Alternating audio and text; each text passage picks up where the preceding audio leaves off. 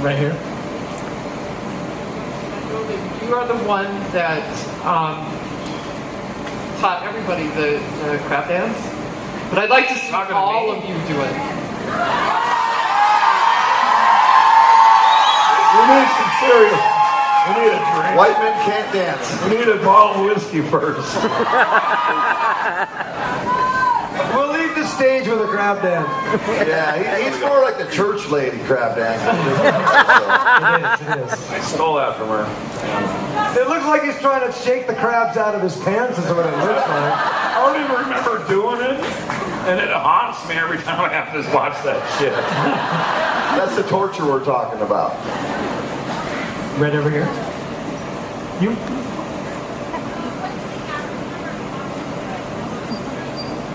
What's the average number of pots you have on a string? 25, 30? Yep, 25, 30. About less than a page.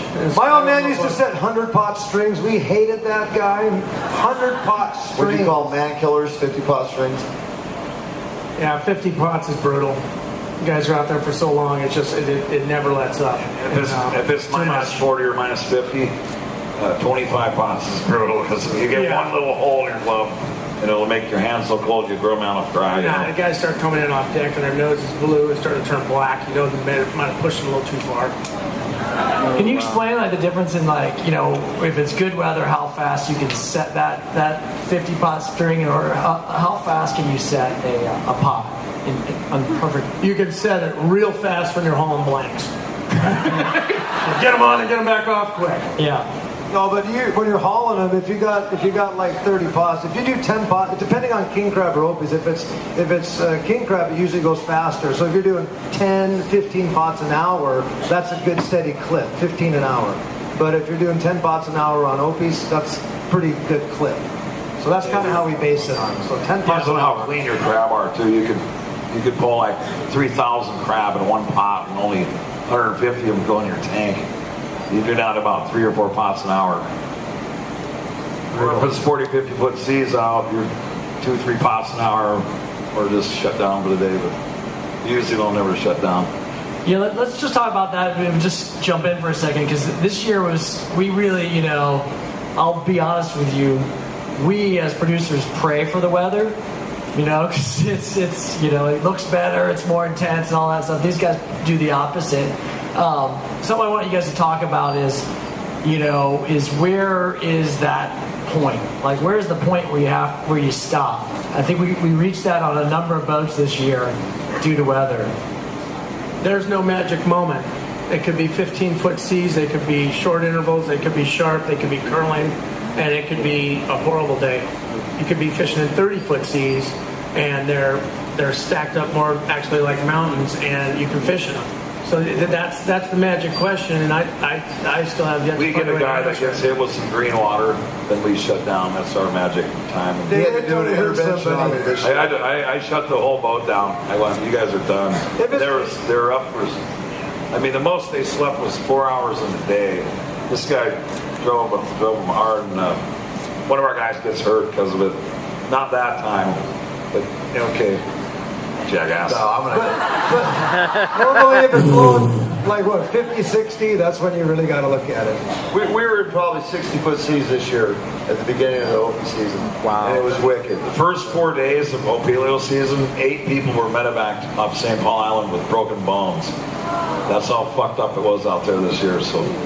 Then we got a 2-day break, and we got an Arctic blast that froze everything solid. I was blowing 90 at the island, and we were anchored up or tied up there, and you guys were out there. Sucks to be. We lost our anchor, and we couldn't even anchor up.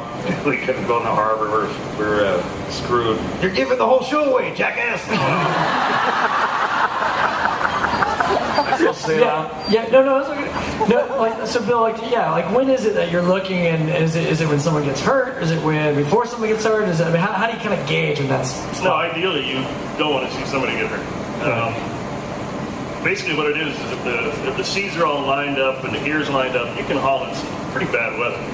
But when things are a little bit off and you got to open up the starboard side, and the guys you're taking green water over the rail, and guys are getting washed around. I mean, if you hurt somebody, it just puts you out of business. So it's not in your best interest to to keep pushing when the weather gets lousy. So it's pretty much a case by case. You can't. I mean, if you're all set up, say you got a Northwest 50 coming and you have all your gear set northwest, southeast, then you can fish. When you take a green wave and it washes John, all. can you explain that? We keep saying Green water is when like just spray is spray. The green water is solid water, and it washes your whole fucking crew across the deck. We always usually say, okay, guys, come on in. You know, this is going to happen again. Yeah, come on in and put some dry clothes on and then head back out. And they call it green water because, like on our boat, the house is forward, so when the wave literally goes up and over the top of the house, the windows turn green. It's like a green color. It picks you off your feet, and you're swimming. It's solid water.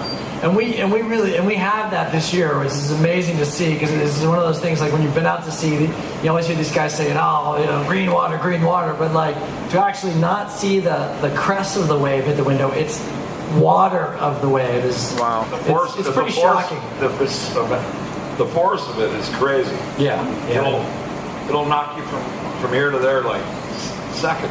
Yeah. And you'll see guys that when the water recedes from the deck, they basically look like they're swimming. They're trying to grab onto something to regain their footing, and it's always nice when you end up on deck. That's why Bill always carries a couple extra bodies on there just in case. The scary thing when you get hit by a wave if you're on deck is you don't know when the ride's going to end. You don't know if you're going to hit the Or if you're going bulwarks, overboard. or if you're going to get washed over the side. You're completely at the mercy of that wave, and it's just taking you wherever it wants to go. There's no flipping around and trying to get your feet pointed a certain direction or anything like that. You're completely at the mercy of that wave. And so it's pretty scary stuff, and I know every single guy here has had to count heads a lot of times. Well, just 10 years ago is when we started putting up 12-foot walls on one you'll see on the side of our boat on the port side. That's why our walls are so high, because they used to, when you get hit by a wave, you go right over the side, and now you just get washed into that wall. just a headache. Back in our grab another day, question. bulwarks were about that goddamn tall, and I don't know how many times I go, fuck, and I thought I was gone. Oh, the Wizard used to be railed that far, all the way from bow to stern. It was like one guy came on the boat one time and worked for about 1 week, and he goes, it's like working on the 50-yard line at Lambeau Field. Because there was no relief, port or starboard side. You guys rock. Question I'm over so here. excited to be here. Woohoo! I love you guys. Love it here, man. Guys, Love you.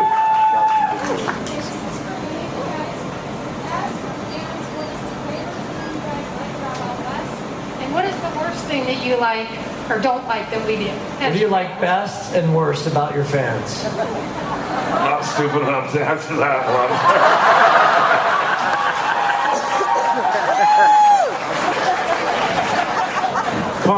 We like the free drinks. That's really cool. Nice. Love that. Where were you last night, man? I need someone to slap me in the head, man. You know what? I'm going to take it. The question. I think that we'll probably all agree what we like and dislike is the same thing. And that is the passion that you all have for the show.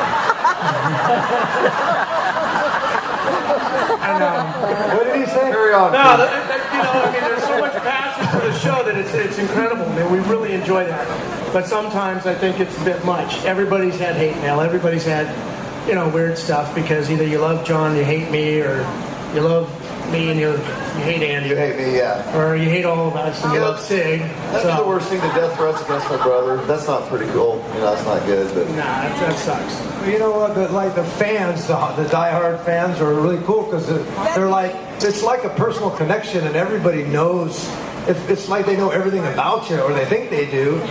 But and it's flattering, and at the same time, it's like you guys show certain things, and like me and my wife went to the airport this one time, and a lady comes up and she's like, "How can you put up with that man? He's such an asshole," Like, so that's the flip side, because you don't see us in person, you see us at work. Everybody's going to have a goddamn shot with us. And then you don't realize that we have like 50. You have one. That's the problem. That's a little bit tough. Not that I'm complaining any, but last night I'm still hurting today.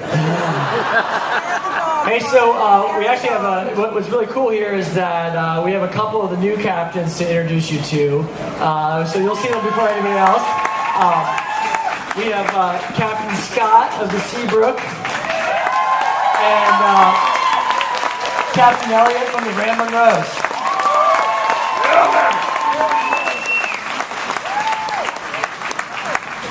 We call him Junior. We don't call him Scott. Just by we call him Junior. But just by way of introduction, you guys.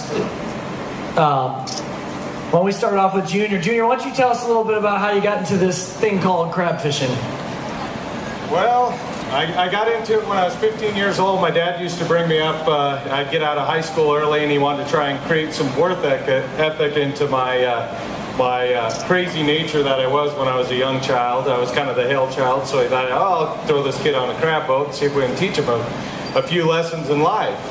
Problem was, I kind of came hooked to it when I was a 15-year-old kid. I bought my own car, I restored it, and had money in the bank, and kind of got hooked onto the lifestyle. Well, then when I came up to actually try and partake into the fishery and become a crab fisherman, that's when my dad said, I want this kid to go to college. Well, you guys do whatever you want to break this kid. You got free reign.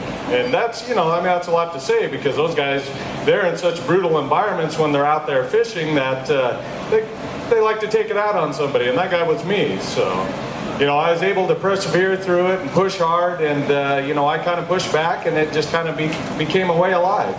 So that's how I kind of got broke into the fishery, and at that point I was like, hey man, these guys push as hard as they can. I'm not going to let them break me, and I kind of kept that work style that, I wasn't going to let anybody break me no matter how hard it got.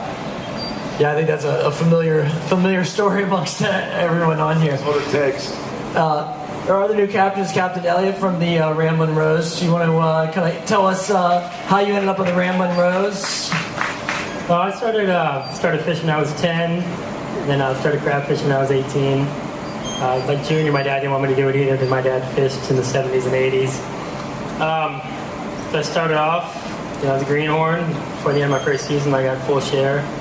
And just worked my ranks up from deck boss, engineer, and then started running the Ramblin' Rose here last season.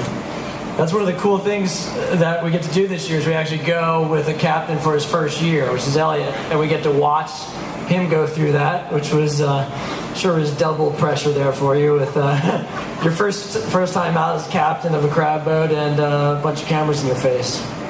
It was fun. I had all my buddies on the boat, and we had a real good time. We went up blue crab fishing, and everybody said it was going to be tough, but we caught a lot of crab up there. Didn't they call you the Homer Tangler? No, they call me the Tyrant. People at Discovery dubbed me the Tyrant. We'll stick with that. And so it begins. Here, we'll go ahead and take a couple questions from out there.